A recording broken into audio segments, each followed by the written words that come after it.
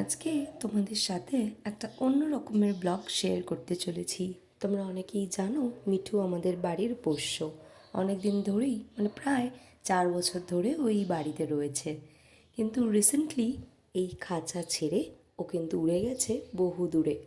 আমরা অনেক দিন ধরেই ভাবছিলাম যে মিঠুর একটা সঙ্গী হলে কেমন হয়, একা একা কি কেউ থাকতে পারে?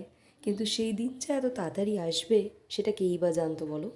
এই রিসেন্টলি জানুয়ারির 1 তারিখে বছরের একদম প্রথম দিনে ওর জন্য কিন্তু একটা বড় খাঁচা আমরা নিয়ে এসেছিলাম। আর আজকে ওরই একটা স্নানের ভিডিও তোমাদের সাথে আমি শেয়ার করছি।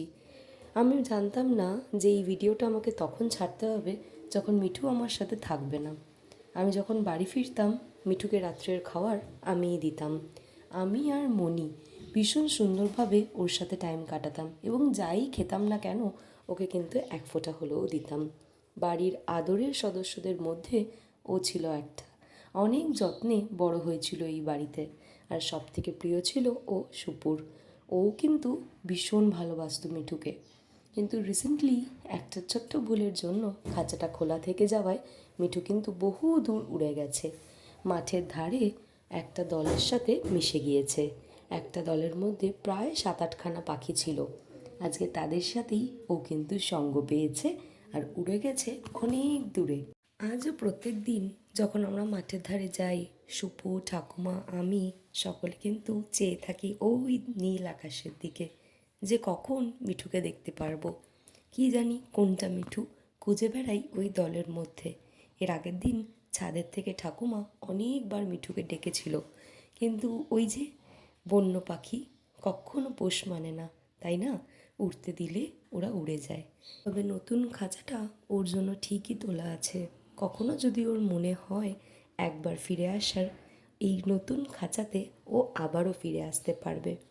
স্নান সেরে নেওয়ার পরে কি সুন্দর রোদ পোয়াচ্ছে দেখো, আর নিজেই কিন্তু নিজের গাটা চেটে চেটে পরিষ্কার করে নেয়।